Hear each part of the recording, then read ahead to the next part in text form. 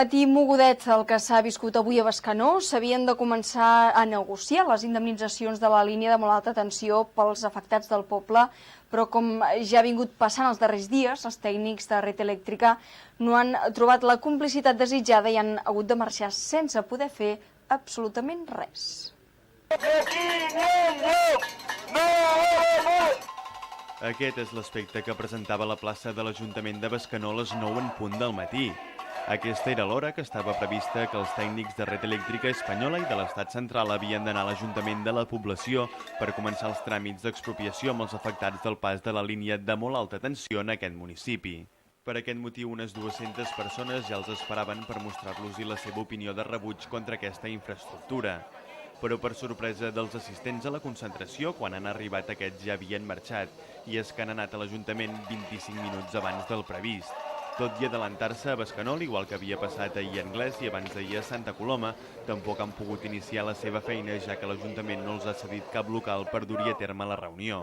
Tot i no coincidir amb els tècnics, la cridoria fora de l'Ajuntament s'ha fet notar i aquesta s'ha accentuat quan ha sortit l'alcalde Xavier Soy per explicar en els mitjans de comunicació el relat dels fets. Molts dels presents acusaven a l'Ajuntament de manca d'informació i ocultació de tots els projectes elèctrics que hi ha previstos en el municipi. Nosaltres sempre hem dit que no i no es trobarà cap acord de ple en el que hagin dit mai que sí. Però bé... Però sí que van agafar, diguéssim, van acceptar la indemnització... No és veritat. No és veritat? No és veritat. Quina és? No és veritat. Nosaltres no hem acceptat cap compensació. I en tot cas que es demostri. No es podrà demostrar mai. No és veritat. Les protestes hi són. La realitat és que hi ha un divorci entre una part de la societat i els que volen fer la línia. I això és un tema que algú s'haurà de plantejar. I evidentment no som els ajuntaments. Els ajuntaments en som les víctimes. I en tot cas l'Estat i Red Eléctrica haurà de canviar la manera de fer per evitar això que està passant, que jo ho trobo lògic. L'alcalde ha reiterat que a l'Ajuntament només hi ha coneixement de la subestació i de la línia de molt alta tensió, però no de la central de cicle combinat ni de l'estació transformadora, tal com s'havia apuntat.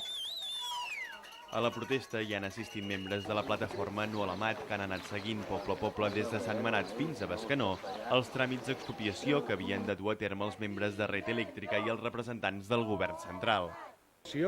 I aquí Bescanó és la població més afectada de tot el territori, de tot el tram Sentmenat-Bescanó. Us recordo que aquí vindria no solament la línia de molt alta tensió, sinó una subestació transformadora i una central de cicle combinat. Tot això ocuparia més de 16 hectàrees de terreny, amb a més els greus impactes mediambientals que suposa tant el munt de ferralla que hi seria a Bescanó, els camps electromagnètics i l'emissió de CO2 i pluja àcida que comporta la creació d'una tèrmica d'aquestes característiques que, recordem, no només funciona amb gas natural, sinó també amb fuel oil, que és molt, molt i molt contaminant. Els veïns, visiblement indignats, també hi han dit la seva.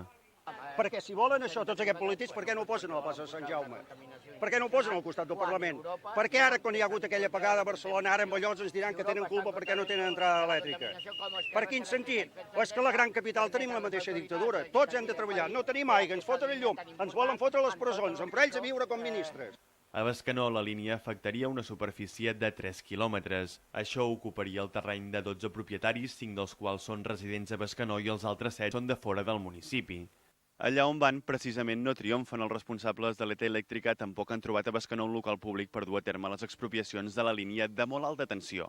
Això sí, si ho haguessin aconseguit, tampoc haguessin tingut la feina gens fàcil, ja que més de 200 persones els esperaven davant de l'Ajuntament. Aquesta postura, però, no impedirà que el tràmit es realitzi, només l'endarrereix un parell o 3 de mesos. Les expropiacions s'acabaran fent i Red Eléctrica farà valer el caràcter d'utilitat pública que té el projecte per començar els treballs.